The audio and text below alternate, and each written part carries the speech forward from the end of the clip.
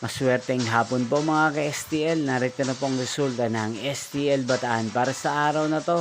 2nd September 10, 2025, araw ng Miyerkules. Naway ang mga natayain po mga numero kanina ay manalo nawa ngayong hapong ito, 4 PM. Kaya't kunin nyo na po ang inyong mga ticket. Narito na po ang resulta.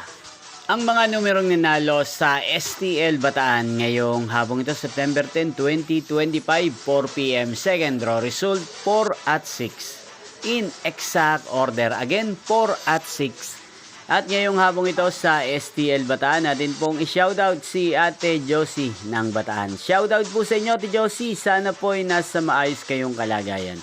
Inyo pong napanood ang resulta ng STL Bataan sa channel na to, Roderick Hernandez TV.